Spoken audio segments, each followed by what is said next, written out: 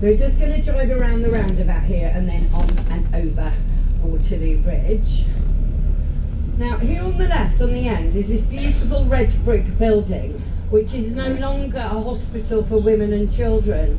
It's just this building dates from 1816, and we call these ghost signs. They're part of the heritage and the history of the building. So even when a building like this has a different use now, they don't remove the signs. This building is now part of King's College, University, London. London has a whopping 43 universities. It sounds like a lot, doesn't it? Even for a capital city the size of London. Now, tourists are always asking me about where to get fish and chips in London. There's a fish and chip shop just there on the left, just before you go under that iron railway bridge, and it's called Fishcoteque. So it's like a disco. In front of it is actually a war memorial to the railway workers who fought in the First World War.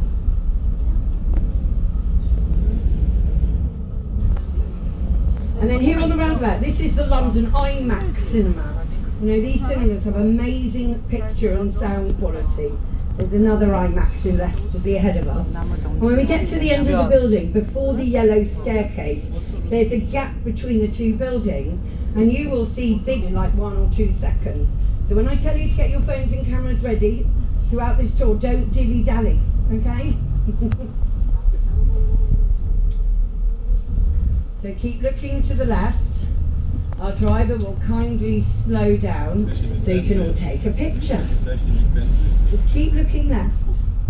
At the end of this apartment building, you're about to see two of London's most famous icons here together.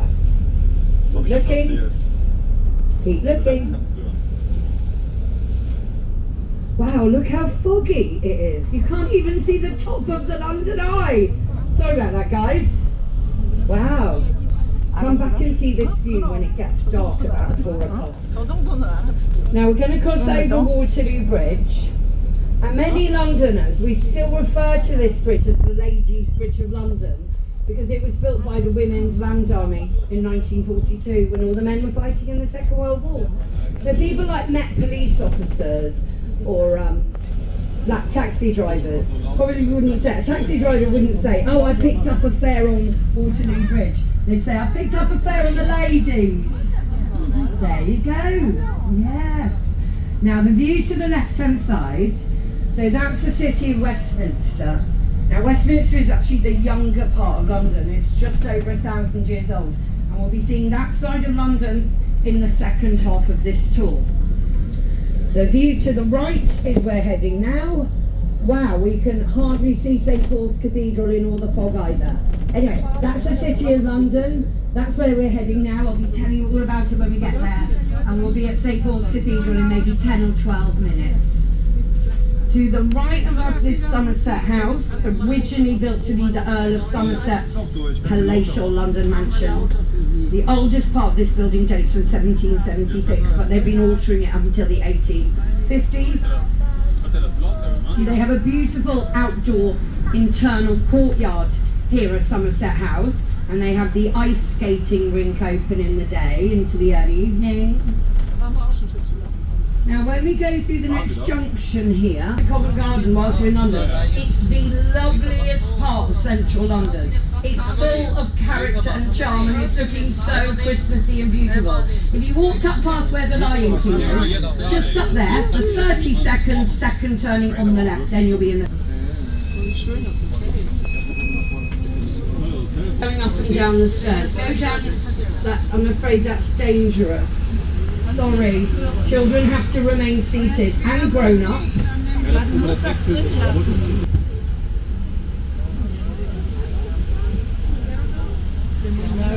we've got to be looking at cameras. Now here on the left is the lovely Waldorf Hotel. It opened in 1908 and it's part of the Hilton hotel chain. That's a nice place to go for a cocktail or afternoon tea. The Tina Turner musical here on the left. This show has had 5-star reviews consistently ever since it opened in London 8 years ago. Some of our theatres were closed yesterday, but it seems like they're opening up today. And there's always around 40 different shows and plays and musicals to choose from. This Bush House, and this is where the BBC World Service Radio broadcasted from for over 70 years. But now Bush House is also part of King's College, University London. See, in London, the universities are not all on the same campus, because as they have grown, one of the best business schools in the world, and it's the #1 ranked university in the country. So this would be like the British equivalent of, say, going to Harvard. And actually 2 American presidents studied here, JFK and Bill Clinton. And then to the right is the Australian High Commission in London. And Australia House was used as the Gringotts Bank in all the Harry Potter movies. See, a High Commission serves the same purpose as an embassy for countries that are part of the British Commonwealth. There are still 52 countries in our Commonwealth. Now, this little church that's being renovated with the blue boarding is St Clement Danes. It's the church of the Royal Air Force in London. If you look to the right, you can still see some bomb damage to the exterior from the Second World War. Then on the left are the Royal Courts of Justice. This is the Civil Court, High Court and Court of Appeal. It was opened by Queen Victoria in 1882. And this is where the first Amber Heard and Johnny Depp trial took place in London. Do you remember that? And this is where Prince Harry's always suing the newspapers.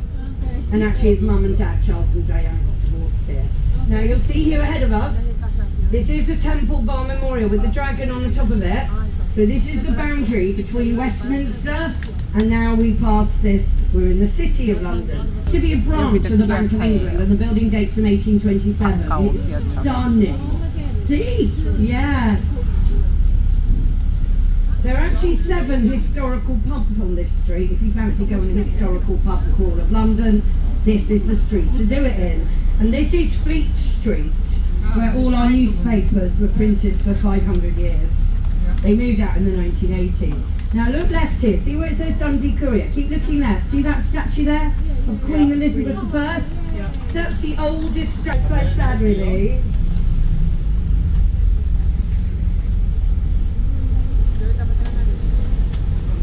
Fleet Street gets its name from the River Fleet, which is one of London's lost rivers.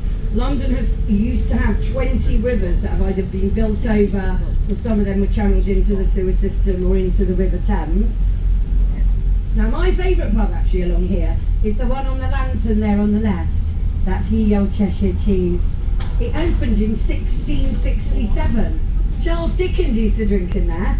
That pub was a tourist attraction 200 years ago. Yeah. These are all the former newspaper buildings along here. They're all empty, I don't know why. Now on the left, the black glass one used to be the Daily Express newspaper. That's an Art Deco building that's got listed status. So a listed building means it's a protected building. We go up now. We're going to pass this office building. It's got blinds outside it on the left. See, just ahead of us? Have a look in the window here as we pass this office, because there's a Formula 1 race car on display here in their lobby. These cars are worth £15 million. And Lewis Hamilton drove that one. That's a quite cool thing to see.